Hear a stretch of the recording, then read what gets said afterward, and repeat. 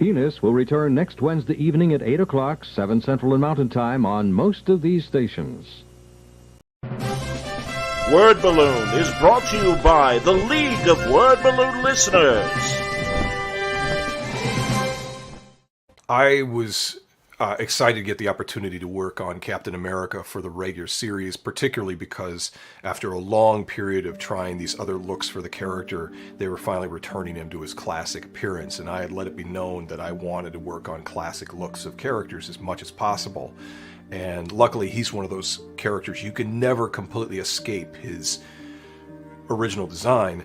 And it just would happen to be that Ta-Nehisi Coates would be writing this new series, which makes it even more of something to be have a spotlight put on it. And he can bring a lot of topicality and a lot of introspection of what Captain America's symbol can mean today and what it's challenged by in terms of the times we live in. And it's a perfect way to be involved with the project because I've always felt that Captain America's got a great history of being a character relevant to what was going on in our world, what was going on in American society. He's never been just this flag-waving character of, like, hey, whatever America does, just go along with it because, hey, we're all about America. In a way, he was a character of contradictions. He's draped in the flag, but he's always sort of running head up against these compromises for American ideals and what we should be keeping at our heart.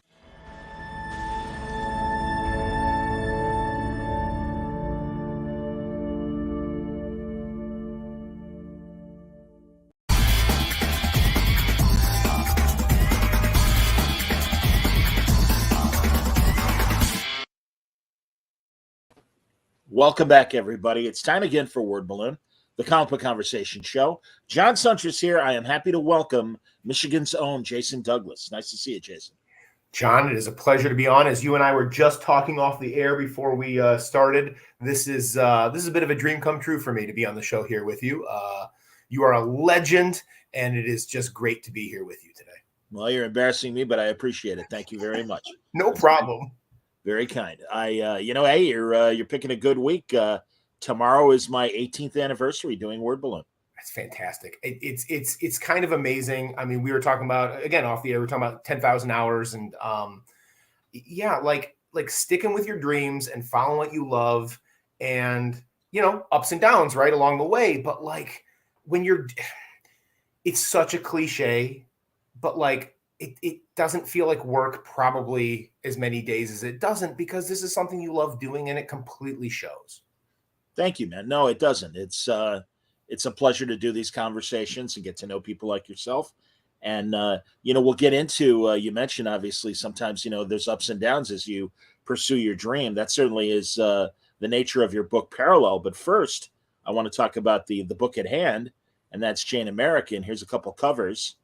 And, obviously, especially on the left, the one on the right obviously evokes the Norman Rockwell feel. Yes. The one on the left is that obviously inspired by Rosie the Riveter. I mean, tell us about the story for Jane America. Well spotted, first of all. But like what we're looking at here, I mean, this is my second book, right? So I am no spring chicken. I do not come to. I've been a fan of comic books exponentially longer than I've been somebody who's creating them and then putting them out in the world, right? So like I'm kind of looking at it through this almost like a 12-year-old's lens sometimes of every first thing that happens, the first contract I signed and the first thing that goes out in the world. And so even though this is my second book and Parallel met with the success it did and the Ringo nominations and stuff we can talk about, this is my first Kickstarter. This is my first time making a comic the way comics are, at least in the indie world, made in the 21st century, right? I mean, right. The vast majority of them are funded this way first. So a big, scary thing. And Jane American is on Kickstarter right now. And it is a 32-page one-shot, though I am going to go off book for a second because I was thinking about this before coming on your show today. And it's a one-shot, but it's kind of a hybrid. So it's a self-contained story, and yet it is still an introduction to a much larger world of Jane, where there's a 120-page graphic novel that is hopefully the follow-up to this, depending on our success here, right? Good. And full-color comic book, and it's introducing us to Jane's world and really exploring the much deeper and more universal themes of identity and gender and self-worth across those small town societal norms during and post World War II America.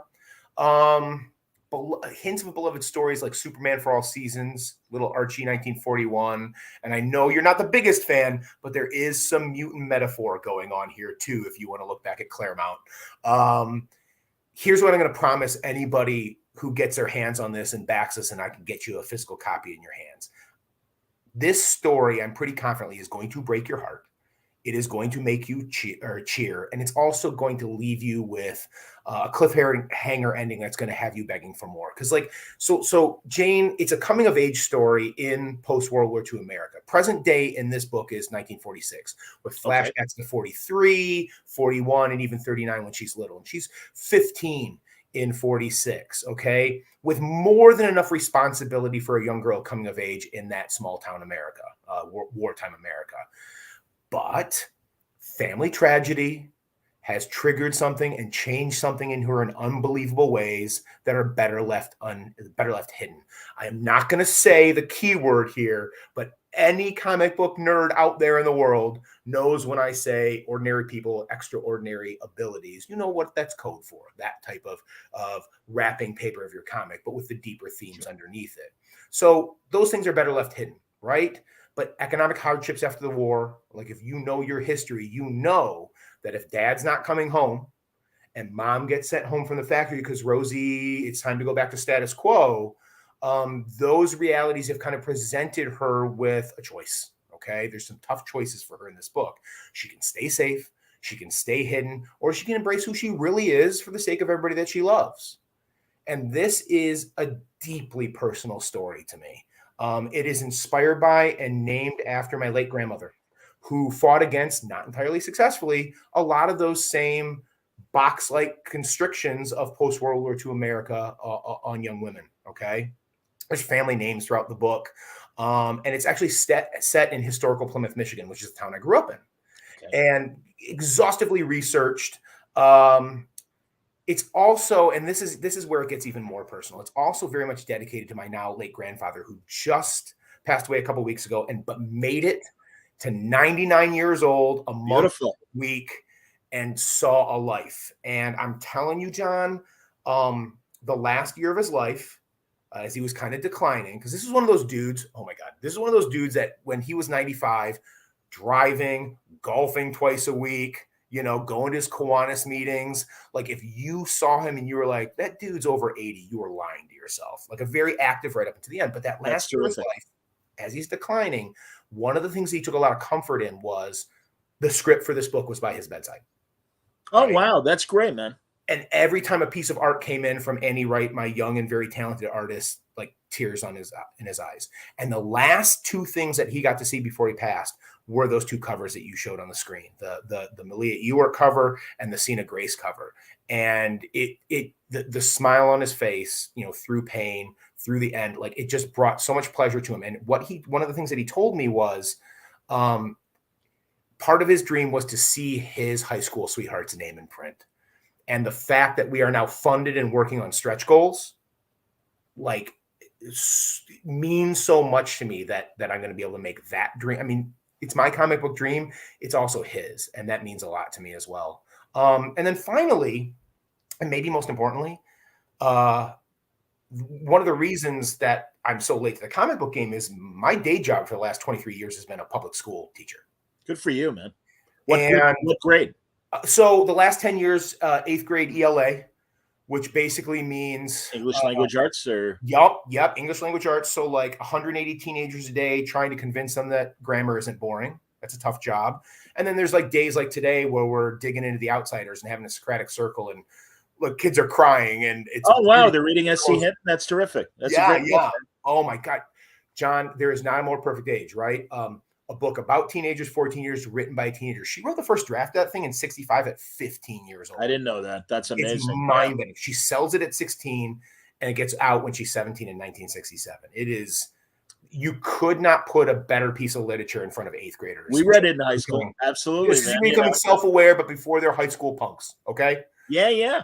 No, it's great. That's terrific, man. And And this book is also very much dedicated to like every single kid who's come through my classroom the last 23 years.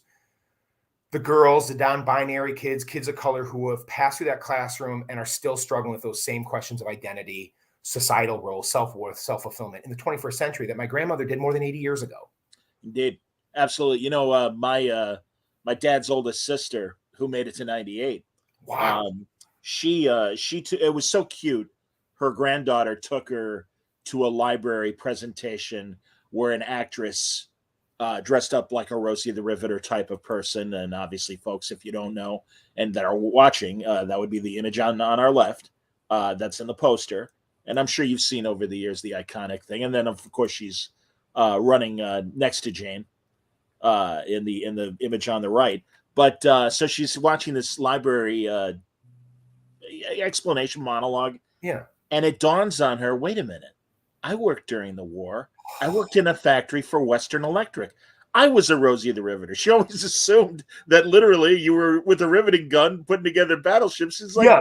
wait a minute, I did that. And it was so adorable. And I get my niece told me about the experience and everybody applauded for my aunt, which was very lovely. But yeah, it really re-energized and made her rethink about those years Yes. during the war when the women had to work in the factory because the men were off to war and they needed someone to keep the machines going. And she made radar components for Western. Oh, no kidding. Yeah. No. So I mean, I think those moments are really, really special when somebody who's lived a life has that. God, you know, it's almost like an epiphany of like their role in something bigger, you know, and that's a bit of magic. So it's so funny you mentioned that story. In the research for this book, like I am somebody who, like, if you've read Parallel and then you read Jane, I feel that as a creator, I think it's really important in my heart that if I'm going to ask you to suspend your disbelief for a minute about anything, right? In Parallel, literally the sci-fi, somebody reaching out from the other side and offering you a second chance. Yeah, we'll get to this case. A young person who can do some things that other people can't. If I'm going to ask you to suspend that disbelief, even for a moment, I want to nail the rest of it, right? I don't care how many people love the book. I don't care how many people relate. If there's that one pedantic nerd, because I'm one of them, who like says, well, that's not what a doctor would say in that case. Or, you know what, that model truck didn't come out until then. Or that ice box in the back of that kitchen, I'm pretty sure that came out in 1956. Why are you having... Like, it would destroy me. So like I said, exhaustive research for this book. And I love it because I'm a history nerd. But I got to tell you this. Maybe the most rewarding and eye-opening piece of research I did was most of the book takes place in this factory in Plymouth. And it's not a fictional factory. It was called Wall Wire. And it was one of those factories because it's like, you know, you don't want to call it suburbs because it's the 1930s and 40s, but it's in, you know, the outskirts of Detroit. And while all the auto companies are, you know, Ford and GM are making tanks and bombers and stuff, Yep. they grabbed, you know, the U.S. government grabbed all these smaller factories and made, you know, radar parts and stuff like this. Sure. So Wall Wire got converted. They got their war contract. And they got converted to this thing called Marsden mats. And even if you don't know what a Marsden mat is, you know what it is because these are the long strips of metal with the holes punched in them that they turn into the temporary runways in the Pacific and in Europe. So sure. Right. Like you've seen them, like they're still on the ground. They're finding D-Day when they roll out the ships and they're just on the lip of the shore. Yeah, they extend like a bridge from the ship to the ground. No, that's right. Cool. They made them for that. They put them on the ground so you didn't have to build a runway. You didn't have to capture a runway. You could right. So Wall Wire actually has that contract. They're making it now. Personal connection. My great-grandfather, my grandfather's father-in-law was working in this actual factory making them during the war. Okay. The best part was when I knew that's where I wanted it to be set. My grandfather, he was like 97 at this point. We actually found it. It was still in Plymouth. We went over there. We found through his connections with the town, and you know he could call on the city council and say, "Hey, do you know who owns this right now?" We found the guy who had recently bought it, and we got to tour the actual factory. Check this out, John. The week before they tore it down and segmented it into wow. And what that meant was my grandfather and I are walking through here, and they had stripped it down to like the bare studs of exactly what it looked like in the 40s. So we're talking The brick, there's no modern fixtures anyway. The brickwork, the conveyor belts that like took the Mars and Mass down to the train depot. Dude, are you ready for this? I could see the shadow on the wall where the punch clock was. Wow, funny. And I got the footage and I got the picture. So like when you're reading the one shot, like when this thing gets fulfilled and it arrives in for your mail call, and you flip open the page and you see Jane in that factory and you see the characters in that factory, that is not Annie fictionalizing anything. It's going to be that if that you see that stairwell, that's where that stairwell was. And to have my grandfather, and this is what connects the long way around, connects to your story, like to have my grandfather in that building with me, and you could just see in his eyes, like the going back and feeling that connection to that time, and that his father-in-law was working here while my grandfather was overseas, laying wire in between the front to get the communication thing going. It was just an amazing moment. I bet, man. That's fantastic. That's really great. Now, you mentioned Annie, your artist, and we were talking again before we started broadcasting. Tell me about her. Tell me how you guys got together. Well, here I am, second book, an old dog comparatively, right? Like in my mid 40s, and my artist is this brilliant up-and-comer, Annie Wright, out of, she's going to Ball State right now, 21 years old, that my editor, our mutual friend, Dr. Christy Blanche, if there's ever been a multi-hyphenate, John, it's Christy, right? A fantastic writer on her own, is editing the crap out of my book. Retailer in Muncie, comic store owner, absolutely, educator, and then literally one of the most in-demand moderators and panels. Very true, very true. And Annie was a customer in Christie's store. Oh yeah, and like when Christy and I were on the hunt for an interior artist for this, we were looking at this person and that person, and she suggested Annie, and we're looking and we're kind of blown away, and there's a lot of potential there. And then, you know what? And this is kind of one of those things. It's another cliche, but now twice in both projects, I've got to live this writer's dream, borderline cliche of when you've got something in your brain and it's perfect, right? Okay. Think Greek philosophy, perfect in your brain. It can never be perfect in the world. And then an artist blows you away and it's better than it could ever be. And Annie, like on the first book, Adam Ferris did that. Like, this dude could draw ambiguity. I don't even know what I mean when I say draw ambiguity, but he could do it. And what Annie's got that is just, I think it's talent that can't be taught, is emotion on faces, emotion in body language. Like it just translates. And just even from her first character sketches, much less the first pages she sent in to me, unbelievable. So talented. That's great, man. Well, you've got 3 weeks left of your Kickstarter campaign. Yeah. And I guess the question is, as you say, you're now moving on to stretch goals. Do you want to describe what you want to? You are funded, but you want to hit these stretch goals. So what are you looking for? We're at this point where the book is going to exist in the world, okay, and that is wonderful. Yeah. The stretch goals, and anybody who's ever backed a Kickstarter before knows why they're so important and why you don't just like sit there and don't offer stretch goals, because every dollar that goes over is still for a purpose, right? Sure. That Kickstarter, that very scary thing of all or nothing, right? That once you hit that point, the temptation is like, who cares? Well, number one, when you back a campaign over its goal, you're still going to get some pretty cool stuff, depending on what tier you're backing it at. But we push the stretch goals because, well, let's be honest, in indie comics especially, that's the gravy that I think a lot of people are allowing them to continue to live and forward. Okay, I have met all my costs, and now maybe I can get a piece so that I can put food on the table and clothes on my back so I can do this again tomorrow. Sure. In my case personally, not a dollar of the original goal, not a penny of it goes to me.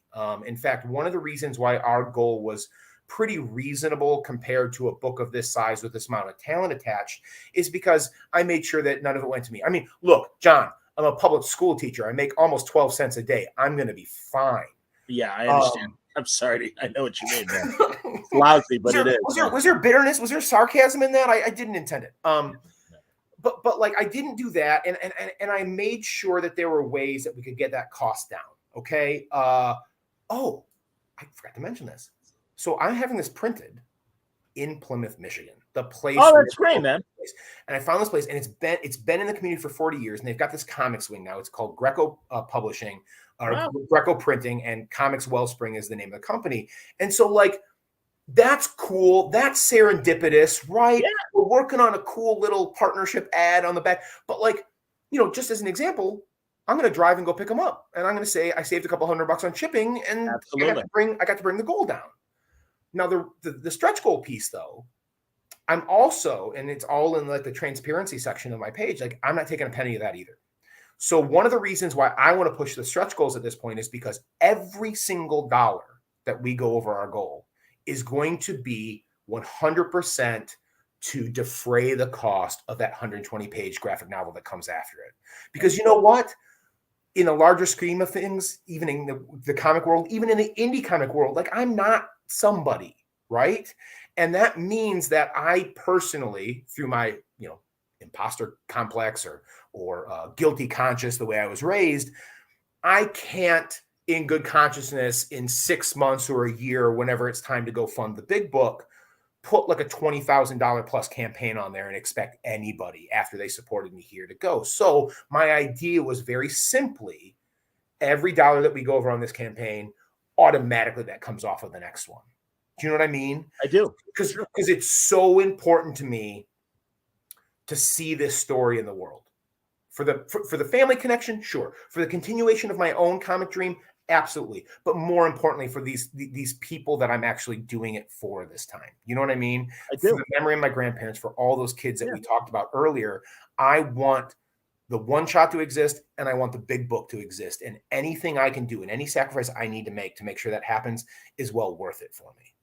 So obviously the Kickstarter will go to the, you know, that edition of this one shot will go to the backers. Are you talking to SourcePoint? Are you talking to somebody else regarding for like once it's out? So like that's okay. Yeah, I've talked to some people. There are people interested. I'm just trying to make the decision. This is very inside baseball for people who are interested. I'm trying to make the decision because I got to be careful because I'll tell you what the big dream is. The big dream is that when the 120-page graphic novel exists, when that OGN exists, I would like to see it like in libraries and like high school classrooms. Yeah, sure. As well.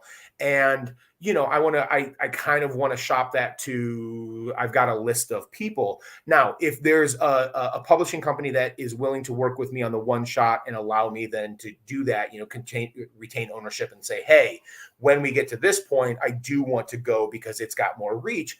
That's fine with me.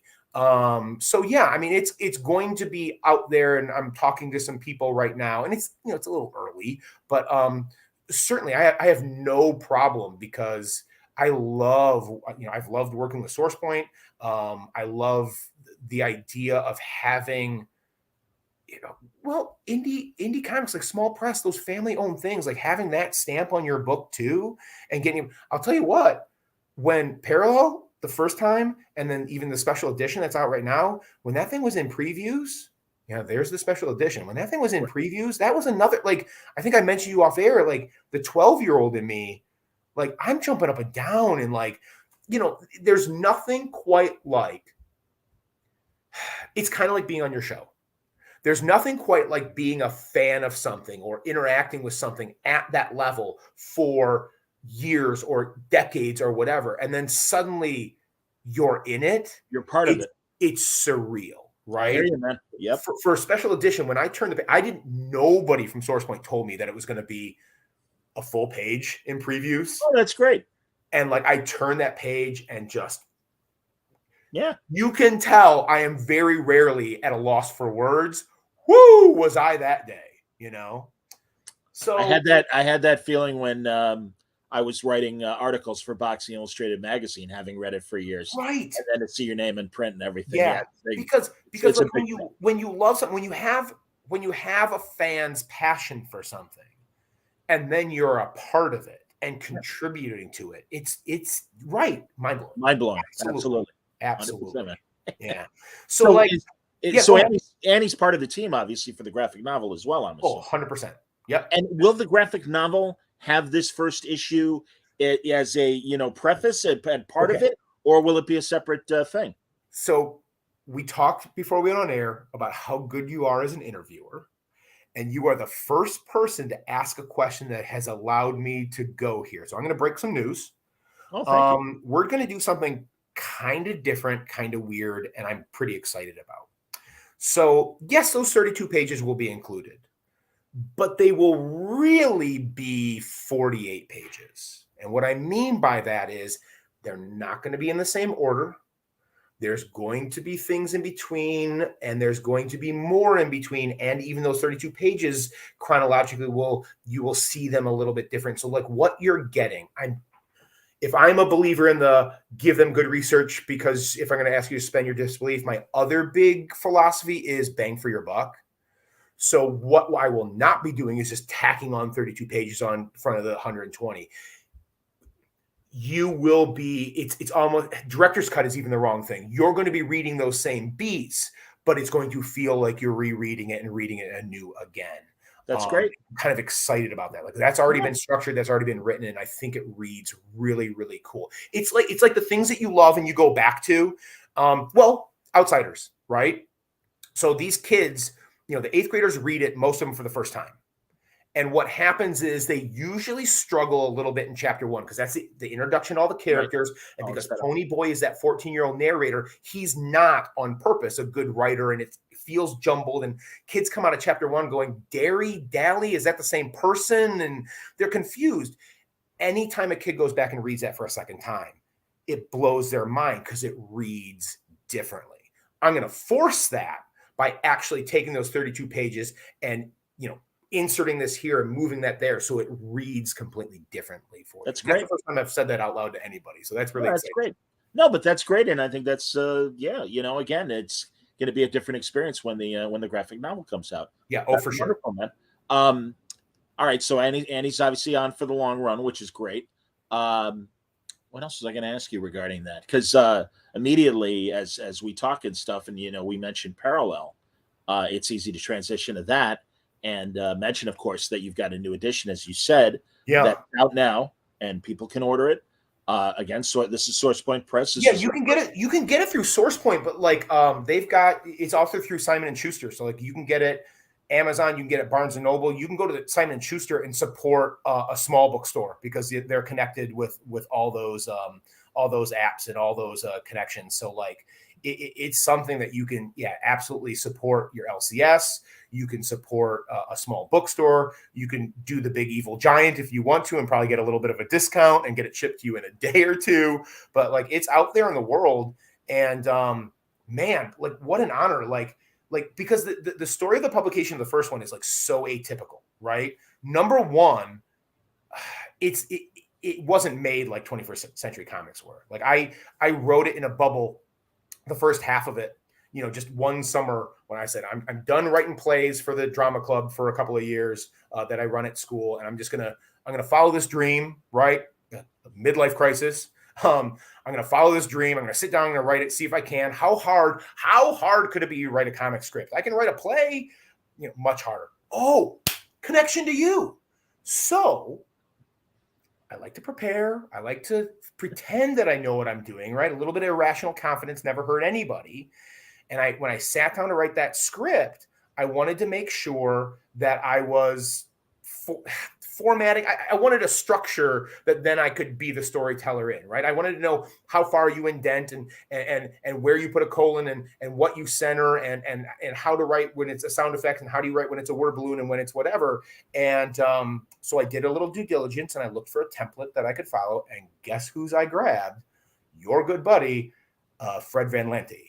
Oh, very nice. And his was when I met him at Baltimore when I was there for the Ringos a couple of years ago, I went up to him and said, I wrote him a nice letter. I was like, you have no idea, right? You're going to read this book and you're going to say, how was that your inspiration? Absolutely not. Stylistically, this is not you. Thematically, this is not you. You are the reason this book exists because you allowed me, your structure, and you sharing that on the internet is what allowed me to wrap my mind around creating something I'd never created before. And it was your structure that did that. And, you know, he was pretty appreciative of that. But like, I had this 32 pages. I had the first half, right? And nobody wants your unsolicited pitch, right? And those companies that do certainly don't want your script. They want your art, maybe a pitch. But I wasn't deterred. And like I said, irrational confidence, maybe blissful ignorance, John. I was like, well, I guess what you do is you print out your half a script on the printer at school. You put it in, you know, a file folder manila envelope from your classroom. You put beautiful little colored paper clips from your desk on there, and you just go to a con and you hand it to people. And so I went to Motor City Comic Con with this idea that I'm just going to take around copies of this and hand it to people, and magic will happen, which is just, oh my God, how naive, right? And the very first booth I saw was the Source Point booth.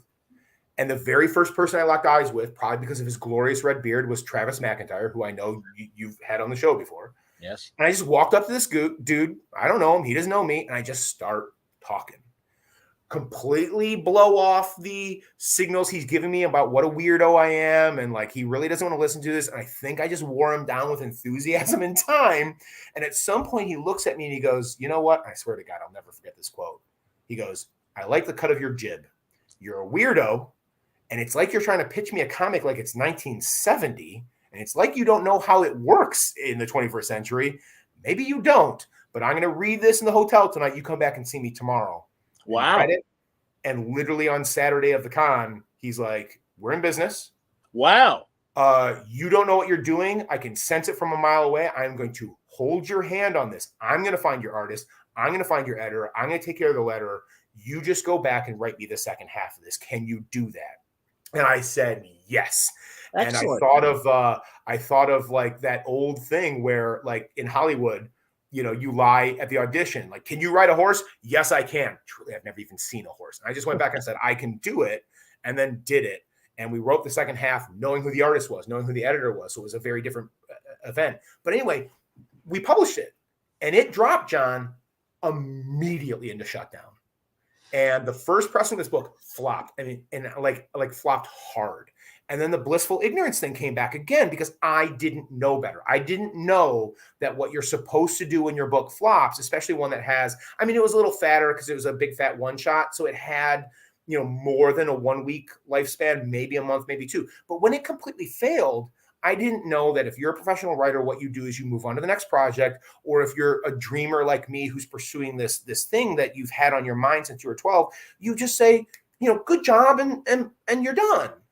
And so instead, for the next 18 months, because all my signings were canceled, all my cons were canceled. Oh, man. I did 75 interviews over those 18 months on all kinds of different shows and on YouTube and on IG Live and on podcasts. And slowly word got out and momentum picked up.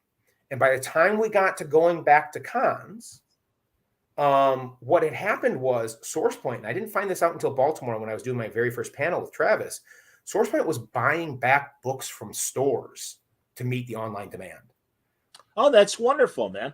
And the book sold out and then got 2 Ringo nominations. And like, we talk about like, again, an atypical story. So I got to go to Baltimore and I got to give a speech and I got to present some awards. And then I got to gracefully sit down and lose both of my categories to Brubaker and who else? Tinian. So like people, you know, like, I mean, you're not competing with that, but oh my God, what an honor to be nominated. No, absolutely, man. No, that's great. Now, was that the year that me and my buddy Chad and our friends were producing the TV of the Ringos?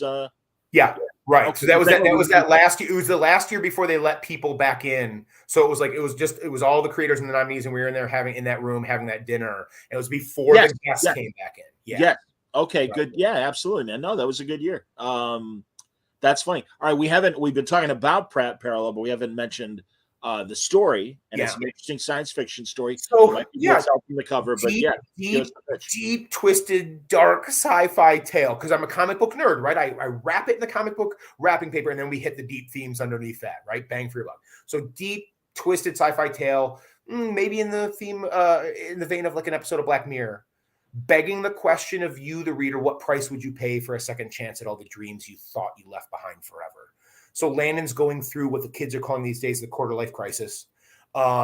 Existential dread about time passing, dreams deferred. I think I mentioned before, it may have been a slight midlife crisis on my part that got me off my butt to actually take the risk of writing it in the first place. And we all go through some version of that in our life, right?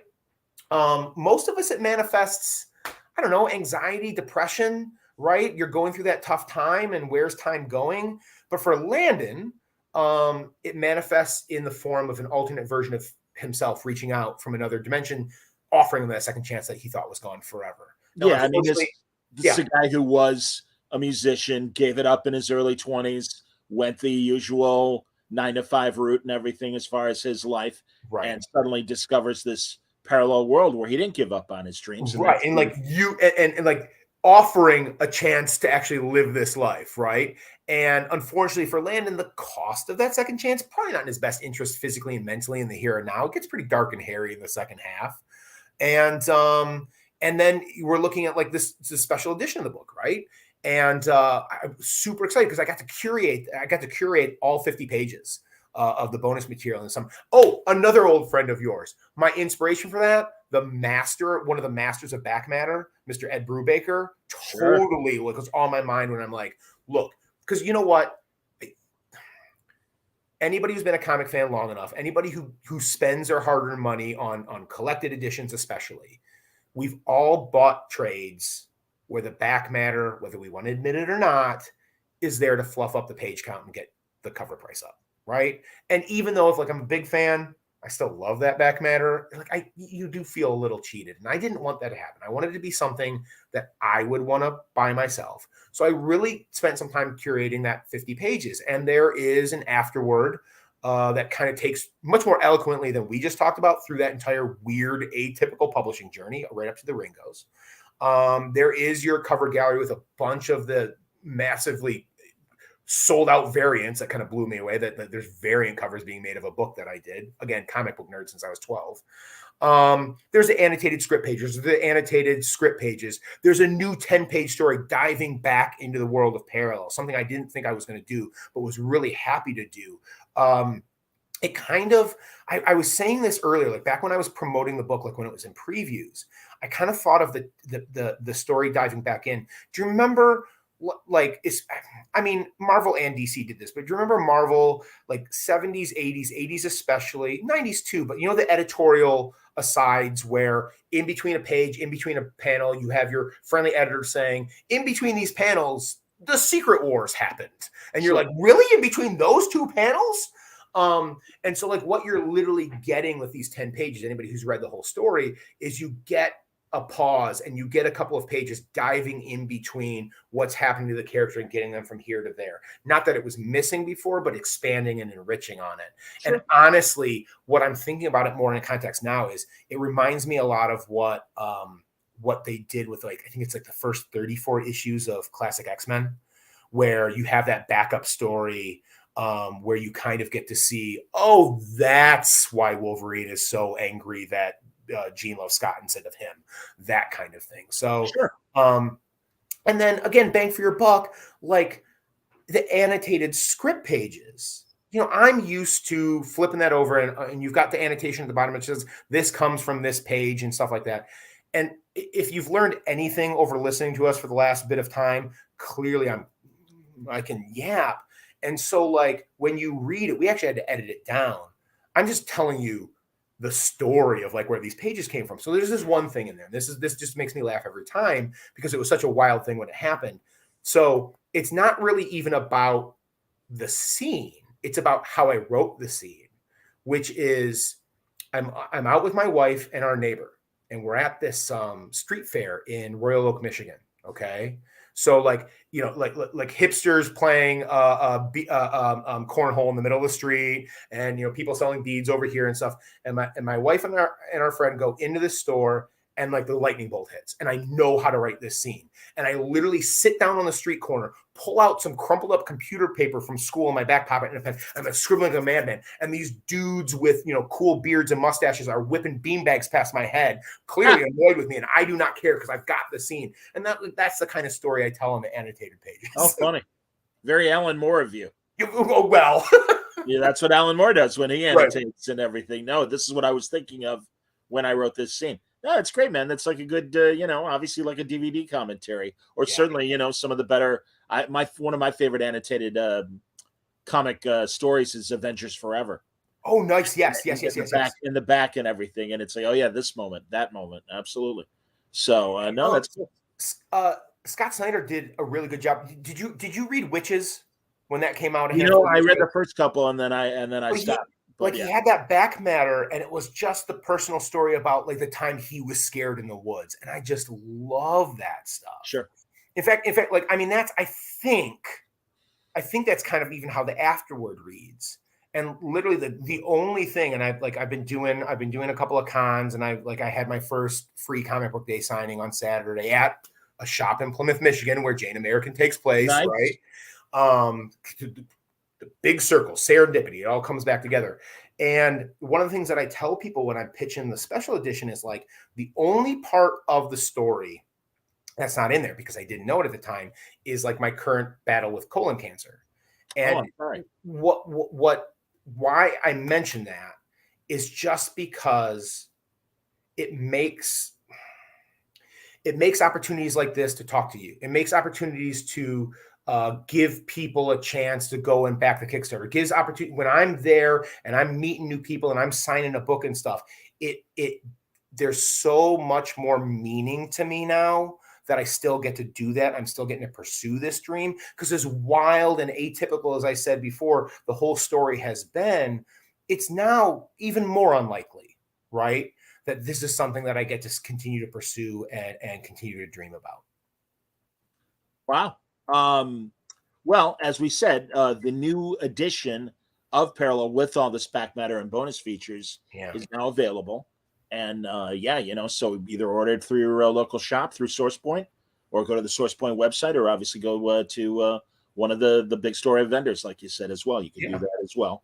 And Jane America, and obviously, again, there's 3 weeks left in the Kickstarter in that. Now, forgive me, Jason, because a couple people have hit me up lately to do interviews. Were you the guy that wanted to talk EC Comics, or was it? Oh, absolutely. Oh, my God. I would talk EC Comics with you all day. Yeah, like that was, I think, God, when did you start? You had some people on, and it was just like, I was like, oh, well, I mean, look. Oh, well, Mike Cronenberg, my good buddy Mike. Right. And it's just, about EC. Well, I wanted to, more than even talking EC, and I will do that with you all day. No, you want to do that. Tell me what you want to talk about regarding I do want to say, so like, there have been, I think one of the shocking is the wrong word, but one of the most surprising and almost rewarding aspects of this entire journey that I've been on the last few years is how much actually teaching has translated to skills in the comic book world, right? Especially at cons. Like the way I learned to become a teacher was I come from a family of teachers, and like all my experiences leading up to having my own classroom was watching this teacher and learning what to do and what not to do. And I use that exact same thing in my decades of being a fan, like going to cons and stuff and having interactions with creators, some that I loved, some that I had hero worship, and some that broke my heart when they weren't what I, never meet your heroes except for when your heroes are awesome, and then always meet your heroes, right? And like there are these handful of really formative experiences that I had younger and leading up to this with creators that taught me so much about how I wanted to interact with people when I was on that side of the table. And, Bernie Wrightson might be the greatest human being that has ever lived on the planet. And he and his wife gave me so much time and so much. I mean, we talked teaching till the cows came home, and it was beautiful. And one of the ones that I think surprises people when I tell them, especially if they know him or knew him in his crankier days, was 2 years in a row at Motor City a long time ago. I got to spend an exorbitant amount of time with Elle Feldstein. Oh, that's great. Of course. And it was one of these things where I was an enthusiastic, young person, certainly relatively young person to a dude like probably about 90 years old at the time. And he remembered me the second year. Oh, that's wonderful. And he wanted me, and I basically sat behind the table with him all Saturday. And I got to witness, and I've been dying to share this story with you, John. I got to see one of the most amazing con moments. It'll never be topped. I got to see Elle Feldstein shamelessly flirt with Margot Kidder for like 25 minutes. It was beautiful to behold. Okay. What decade was this? This was, God, in the 2000s. It was in the 2000s. Like all right, 2008, maybe 2012 was the latest, but like 2008, I'm almost sure. Okay. And they were con buddies. Like every Funny. time they were at a show together, they always had dinner, right? Oh, and wow. She would come by to see him, and he, oh my God, such a charmer. And just watching that dude work, and it was just beautiful. And she left, and he like just turns to me and he's like, huh? And I'm like, ha! All right, man. Claire. All right. Absolutely. Oh, wow. That's great. That's fun. Yeah. No, he was a good dude. I only met him a couple times in the early 2000s as well. And he was very nice. And I'll even confess, I didn't have the EC knowledge that I got later. I knew him mostly from Mad and, his long association with Mad as well. Right. And of course, EC, Mad shooting out of EC and everything. But no, it's, I wish I had known more. And it was prior to me doing the podcast. It was the times I saw him was pre-2005. He was shockingly open in a panel that I saw him do, and then even just talking to me, he was shockingly open and honest about the loggerheads that like he and Kurtzman had for a long time there. Sure. Because it wasn't, it's like it's one of those things where when you're still in the driver's seat, it's a lot easier, I think, to defer and deflect and either minimize or even be on the attack for some people when there's that contentious relationship, right? And at least towards the end there, he was pretty open about, hey, I could have done things differently. He could have done things differently. It wasn't I was always in the right, which I don't think I was. I think the people, at least in the panel, were expecting to hear, and that was kind of enlightening and kind of eye opening and him kind of figuring that out. Was Kurtzman or was Feldstein the reason why Kurtzman left EC? And I know then went on to work with Hugh Hefner and created those 2 issues of, ironically, a magazine called Trump. Yeah. Which had what to do with playing cards then. Right. Yeah. That word. Oh my God. That word is like, right. I catch myself. I say the word like override all the time now when I just want to say the other word. And I'm like, come on, give me another synonym because I can't use this one anymore. No, I understand that. No, it's, a couple of years ago, I forget who published, maybe it was Fantagraphics, published those 2 issues of Trump. Right. Yes. But no, I and only since learning more about EC, I mean, I think those 80s or early 90s reprints were coming out when I was still buying comics pre my wandering years where I wasn't buying comics mostly in the early 90s to the late 90s because I couldn't afford it. Yeah. And but I certainly was aware of all the EC creators and stuff. And we mentioned Brubaker. He'll till his ending day tell you how much he adores Johnny Craig EC stories. Oh yeah, for sure. And like the only thing I don't have, so like Al signed, like it was around the same time that the color reprints, the color hardcovers were being reprinted, because like before that you had those collected editions and they were in black and white. Yes. And right. And he signed all of those. He even signed my copy of 10 Cent Plague, which is the history of David Hadju, his look at that Wortham period, right, and the book burning that happened for comics and things back then. Yeah. It's and like I always keep EC on my mind because look, So the script of Parallel. So my editor, Bob Sally, who's a really good writer himself and a very successful writer himself, it was literally my first time, John, ever receiving notes on something that I had written, because Sure.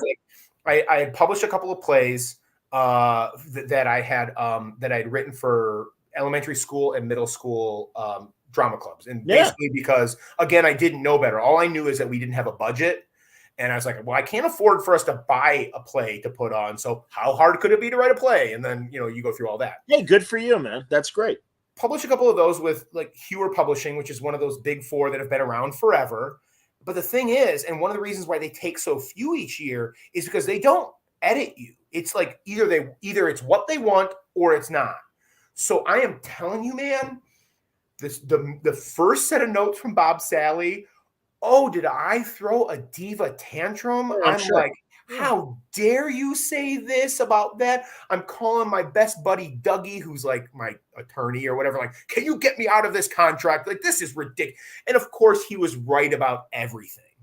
And one of the notes was like, show a little bit more than you're telling, right? A little over packed word balloons in this panel and that panel. Okay. And part of that was because as I'm not the artist, I couldn't quite visualize, we're not going to see the person's face. I couldn't quite see that yet.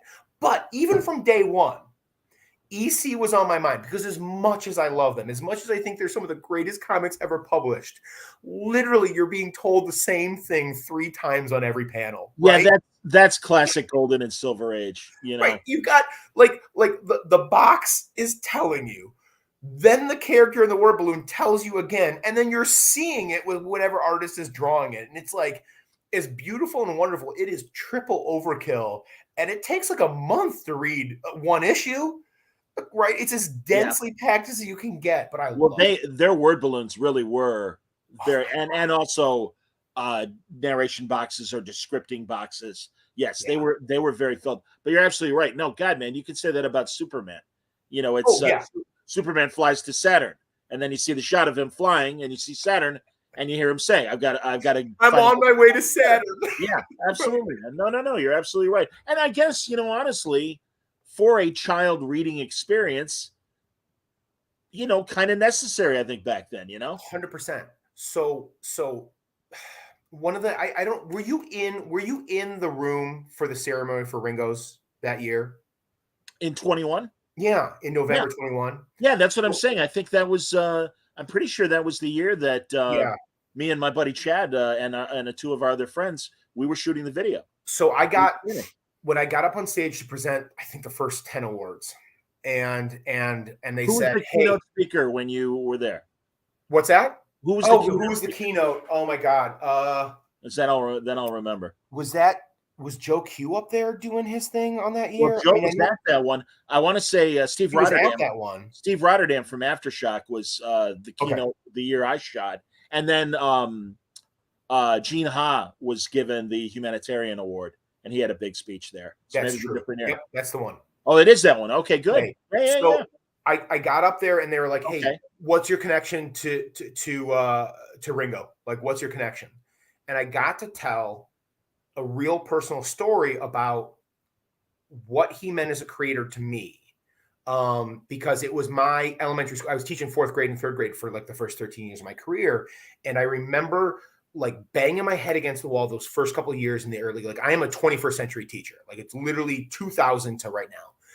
And those first couple of years of my career, watching these 3rd grade and 4th graders who were reluctant readers, who were several grade levels behind, and the stigma of you're behind, but you can't, like, once 4th grade, you can't put a Dick and Jane, you can't put a Henry and Mudge in front of them because there's shame in it. So like they've got a 1,000-page book, they're reading it upside down and backwards just to not admit that they're behind. And I literally fought and tried to, couldn't figure it out. And the answer was in front of me since I was 12 years old, and it was comics. Of course it was comics. And the very first book I brought into the room was Telos. Right. Oh, that's great. It's Ringo's book. And I brought it in and it changed everything. It changed everything, John. Suddenly it did not matter because comics are cool to kids, right? Yeah, Europe, they're cool to everybody. In America, you age out at a certain point, and that's ridiculous. But like, it did not matter. Did you remember Top Shelf? 20 years ago, Andy Rutten put out a book called Owly. Sure. And it was like it's literally pictograms instead of in the word balloons. Like, we're talking like pre-K levels. And I could, like, in a non-reading fourth grader, I could put it in their hand and they're reading. Okay. So and then Scholastic grabs Bone like the next year, and it changes everything. And I used to go to, John, I used to go to these Scholastic warehouse sales where teachers get like this 50% discount like once a year. Okay. It looks like free comic book day on the outside. It looks like the opening of comics, like the lines around the block. And you go in there, and I rebought all the volumes of Bone every year because the kids burned through them. They tore it up. Absolutely. That's great. And I got to get up on stage and give that speech. And there were some tears, and I got some laughs, and it was beautiful. And the real battle became after that, because then you've got the parents who are like suspicious because, first of all, why are you suspicious? Your kid wasn't reading before, and now they are. But comics have a bad connotation and still way too much of the population, right? Jason, I'm sure you heard the story about my nephew. Yes. Youngest nephew, who and listen, my brother-in-law is a great guy, but he didn't get it either. And he's a big jock and everything. And literally, yes, and I'll retell the story for these purposes real fast. It's, he's like, hey man, the kids are into sports. They're really not into comic books. And I'm like, hey man, your wife told me that he's having trouble with reading. He's reading these. And God bless him, man. He really just, like, I saw it register with him, and he's like, yeah, you're right. I'm sorry. And I'm like, it's okay, man. It's okay. Yeah. I understand the reflex and the inclination. I'm like, but again, this is what's great about comics. Well, it's a societal norm thing, right? Like, once it's established and once it becomes generational, like, it's so hard to break those. Well, you've got the focus group that you're teaching 5 days a week. It's not the stigma that it was 20 years ago. Oh, no, not at all. And that's like nobody's, as my favorite line from Rocky VI, when his son is in his corner and near the end of the fight. And he said, everyone thought this is a big joke. Nobody's laughing anymore. And it's like, nobody's laughing at the water cooler shows of and films of the moment. And it's like, guess what? We won. The nerds won. I mean, it's been the tagline of the article, the 35 years probably of comics ain't for kids anymore. Like, we've been doing that for decades and decades. And finally it's true. True. Yeah. And like, I had to push it a little harder. I had to push it a little harder because, and what I did is, sitting down at parent teacher conferences and like, same thing, right, with your nephew, and maybe even a little more pushback.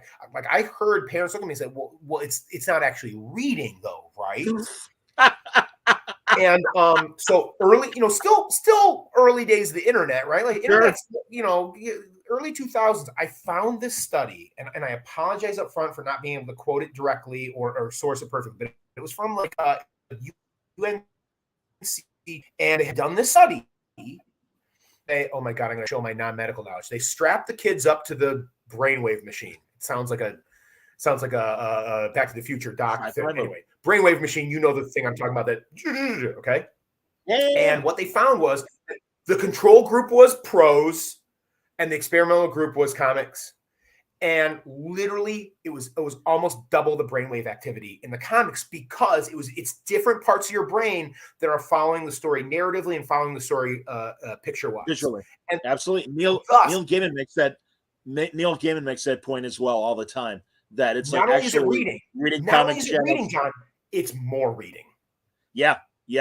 And also, like you said, using different parts of your brain to put the story together between the words and the pictures. But like we said, and this is honestly an underlying theme of Jane American, is like, once it's established, it's really hard to break those habits, right? Like, yes. You've got hundreds, if not thousands, of years of gender roles, and it doesn't go away overnight. No. Does it break my heart to see kids go through my classroom like as teenagers still struggling for those same things from 80 years ago? It absolutely does. I think it's ridiculous. And yet I know why. I know why even in the 21st century that orientation and color and gender still mean something and are a barrier for some people. I just wish it wasn't so. Yeah. And thus one of the reasons why this book is so important to me to have. But it's a good example of, I mean, you know, as you know, the women that were forced to go back to the homes after working in the factories, there were some that accepted it. My aunt was a classic example of a woman that accepted it, but there were others that were still unsatisfied. Those are the beginnings of the modern women's movement, and that kind of, you know, and I mean, really, that's where Betty Friedan and a lot of these women from the 60s and the starts and people older than Gloria Steinem even, but yeah, like it was that example of, or Gloria Steinem was likely well, my mom did X. Shame on me, I don't know the full biography, although I met her at a Comic-Con one. Did you really? Oh, she was amazing. She had a great public service comic. Shame on me, I don't remember the subject matter. She was set up next to Neil Adams. And he's like, oh, you know, wow. And it was so funny because I'm talking to Neil. He's like, you know who's next to me, don't you? I said, no. He's like, Gloria Steinem. I'm like, the hell is she doing at a comic show? And he's like, no, she's got this really cool, like, you know, public awareness book. I'm like, that's great. And I spoke to her. I had to ask her about the infamous Ms. Magazine article that kind of shamed DC in what they were doing with Wonder Woman. Because if you remember in the early 70s, for people listening, I'm sure Jason knows, they depowered Wonder Woman. She was, and it was Danny O'Neill, the great Danny O'Neill, who did this. And the idea was, well, let's make her more of a street, kind of a Daredevil level. Or let's put her in pantsuits and let her do judo. And yes, exactly. And very Diana Rigg, the 60s British Avengers TV show, that was Diana Rigg's deal. So yeah, they're like, hey, this is great, and she's more relevant. And Gloria Steinem's like, you took away our main icon of a female superhero that was powerful, and you depowered her. And Denny, man, he's like, yeah, you're right. Sorry. Yeah. I think you talked to him about that on the show, didn't you? I'm reasonably certain we did. And yeah, I mean, no, I much like you with Al Feldstein, man, I'm very fortunate with some of the old timers that I got to talk to before they passed away. Denny is clearly a great example of that. Gene Colan is another great example of that. My good friend Marty Pascoe, who I still cannot believe is not part of this world anymore. He was like that as well. And it's just great. And then I'm glad the ones, and Neil as well. A couple of great conversations. Yeah, I look, honestly, I was thinking about this last night. Like, your conversations with Neil and Denny specifically were pretty formative for me as I was, oh God, you know, I didn't even know in my brain that I was going to get to this point, but it was at a point in my life where I was at least mentally starting to shift from, maybe it's a possibility, maybe someday I'll take this step, rather than just like in the deep recesses of my mind like it was when I was 12. And those conversations were honestly really formative and informative to seeing things. You know what? Let's make a connection right here, right now. Maybe the reason why when I went up to Travis, I was pitching him a comic like it was 1970, because my mind is on like the two creators of 1970, right? Yeah, you're right about that, man. No, they were amazing guys, and it's and again, much like what happens in Jane America, man, they represented the new way of telling stories and drawing stories. Well, and a lot of great people came in their wake. So, like, the only way you will be able to pick up on this in the one shot is because you would know what's coming in the OGN. But there's like one panel, okay? But race, in the same way that gender and identity are a big role, big themes in this part of the book, race and identity is going to come into it in the second one. Okay. And like, for historical context, there's this town just south of Plymouth called Canton, okay? And there was this neighborhood called Canton Commons, still exists today. That was one of the very first government-subsidized housing projects, basically designed to bring people up from the Great Migration to populate the factories during that Industrial Revolution and then lead up to World War II, and then, of course, during it. Certainly. And so you've got this massive African-American population there. And a lot of them went off to fight in the war, and a lot of them were right next to the Rosies manning all these factories, right? And the exact same situation happens in 1946 to both groups. When the boys come home, this workforce goes home as well, and it's back to status quo, right? And you said it really eloquently earlier. It's like when these two massive cornerstones of our population are asked to do the work and really save the day here at home, and then you need to go back to being secondhand citizens. That is, like you said, the birth of the modern equal rights movement. And also, and a lot of people don't know this, that's the birth of the civil rights movement too. Sure. We think young people in 55, we think young people in 1960, like the college kids at the sit-ins, right? Yeah. The truth is, it's the generation that fought and worked and saved democracy that then are asked to step back. And a portion of them said, no, that's not right. And the seeds of that movement that we think of as 1950s and 60s are born right there in 1946. I'm with you, man. No, that's great. Well, everybody, Jane American, you got 3 weeks to back it on the Kickstarter campaign that Jason and company are doing right now.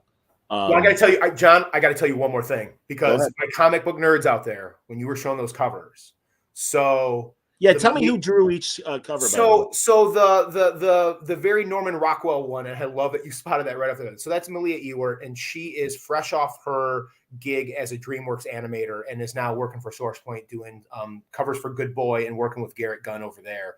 And I love that cover. So that's like kind of like one of our standard exclusives. And then you've got the one up there, and because it doesn't photograph very well, I had Dave Lentz, my letterer and designer, kind of rainbow it up a little bit, because I am. John, I am a nerd of the 90s, and so Valiant was my jam, and so I do have an old school chromium cover, very much XO Zero and Bloodshot #1 to do that cover as well. And then we've got this beautiful textless one, and that's the Malia covers. And then big name superstar himself, Cena Grace, did the other cover for me, which is kind of a subtle homage to like Tintin comics with that running and that circle in the background. And Cena, if you know him, you know him. If you don't know him, you also know him. I mean, he was Kirkman's editor on like the first third of Walking Dead, and kind of ran Skybound for him, and then did a lot of indie work for Image and stuff like Little Depressed. Did a good run on Iceman for. Yep, Iceman was his book. A lot of X-Men covers, and now he's working Superman, and that comes out in the fall. And Cena did that cover, and then Dave, if you look at the cover, we did that cool vintage thing. Yeah. So again, the comic book nerd in me, right? It's kind of like, it's like Lemire's Black Hammer in 1945, right? Where it looks really beat up, and you can see the staining there, and you can see the creases or whatever. And then I was like, okay. But who am I on Kickstarter? I've got to give them something more. And taking the tour of the factory where this book's going to be printed in historical Plymouth, Michigan, they're telling me about this thing called a soft touch laminate. I'm like, that doesn't mean anything to me. You need to tell me more. And they show it to me, and it doesn't look like anything. I'm like, why is anybody paying extra for a soft touch laminate? And then I touched it. It feels a little bit like suede. And what that means is it feels like that softness of a Golden Age comic. So what we've got going on here is literally a book that is going to look old and feel old. Garrett Gunn named it the Granddad's Attic variant, because it's going to literally look like it came out of your granddad's attic in 1945. And yet, when you send it to CGC, it's still going to 9.8 you. So it's just so cool. Look, what's the triumvirate of Golden Age comics? The look, the feel, and of course the smell. If I could bottle that smell, John, I'd make $1 million. I'd spray every copy before I do the fulfillment. Yeah. But I hit 2 out of 3, 66%. That's a great batting average. Absolutely. And really a lot of that smell is paper mold. Yeah, I know. It's not good for you. I know. It's not exactly, man. But no, I did 2 of the 3 safe ones. That's what I did. There you go. Very good. Environmentally friendly. Exactly. Yeah. So if the story appeals to you, go and back us. Go support us.